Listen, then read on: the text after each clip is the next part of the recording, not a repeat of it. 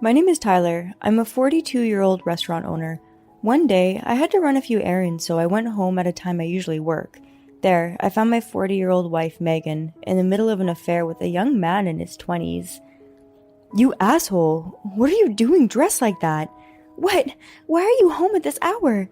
The grand master of the wholesale store that I've been patronizing for a long time passed away. I rushed home to get my suit. Don't play with me, damn it. I came here because you said it was okay. Shut up. You're a man. Don't put the blame on a woman. I asked for his driver's license. The guy did not hesitate to pass it over. His name is Kevin, apparently. I thought to myself, he doesn't seem like a heartless guy. I wrote down the address on the card in my notebook and handed it back to him. It looks like you're sorry for what you've done, but you know you can't get off scot-free, right? You want me to take responsibility for having an affair with your wife? That's right. Do you live alone, or do you live with your family? Well, are you going to call my home, by any chance? I don't think we have a choice. Or do we both lawyer up and take each other to court? Please don't do that! I just got married 6 months ago! So that means your wife is at home. Well, I'm sorry to hear that, but that doesn't mean I'm going to let you get away with this. No, please! You have the right to destroy someone else's family? This is not a conversation I want to have. Let's talk to Megan first. Megan, I'm going to report this to your parents. Why? The affair is between us. It's none of their business. That's not how it works. Marriage is not only between individuals, it's between families. When Riley was born, we told them about it. It's the same. What's the same? Reporting a childbirth and telling someone about an affair are two completely different things. Oh dear. It's a good thing Riley's in school at this time. I can't let a 15-year-old kid see her mother looking this ugly.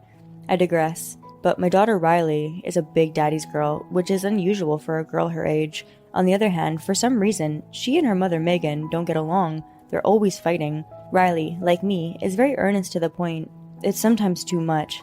I guess our personalities don't match Megan's selfish and unpredictable personality, but we mustn't forget that a parent and child are still a parent and child. Once Riley's past her rebellious teenage years, she'll learn to appreciate her mother for giving birth to her.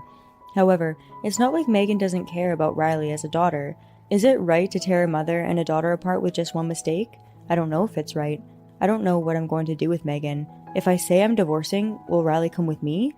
But that would leave Megan all alone. It's not something I can decide on my own in the first place. I'm going to talk to Riley and tell her what's going on, and the three of us will discuss what's going to happen next. Hey Megan. Clunk. The moment I looked up to talk to Megan, I saw white sparks fly in front of me. I involuntarily fell to my knees. I slowly put my hand on my head. Then, I felt a warm and slippery sensation trickle down my hand. I slowly lifted my head and looked at Megan with blurry eyes. The trophy I won at a local gourmet contest is in her trembling hand. What the hell are you doing? You don't have to go that far. It's your fault. You're the one who tried to take Riley and Kevin away from me. Before I realized that Megan had hit me with the intent to kill me, I had already lost consciousness.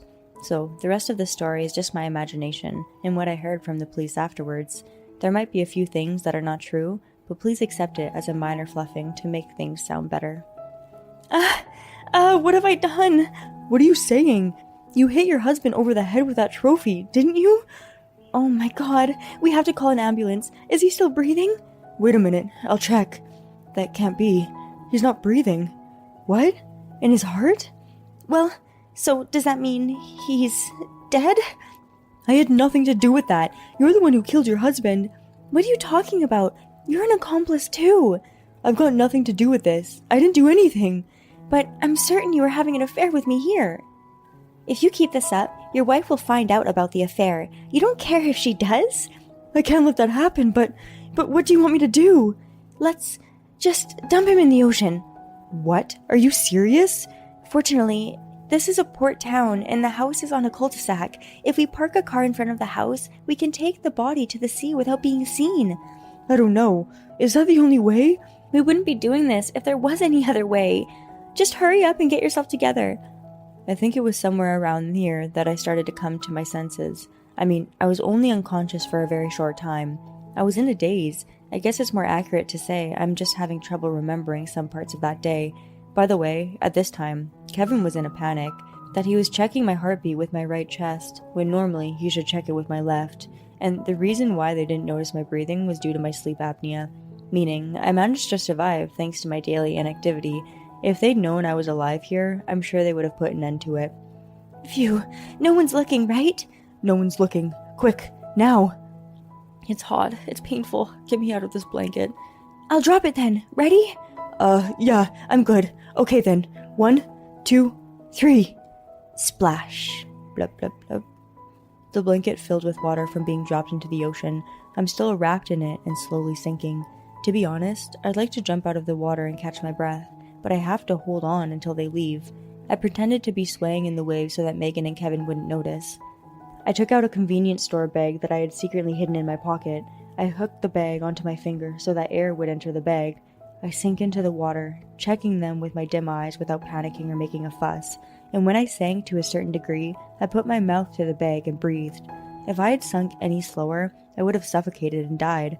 Megan and Kevin checked that I had sunk and walked away, leaving only their shadows behind. I aimed for the blind spots by following the rocks on the bottom of the sea so that my body would not float up, and I surfaced slowly, not making a sound. I crawled out of the sea and rushed to my store, and while the employees looked at me with bewilderment, I changed into a waiter's uniform. After that, I couldn't go back to my house to get my car, so I borrowed a bicycle from one of the employees and rode to the junior high school where my daughter, Riley, goes to.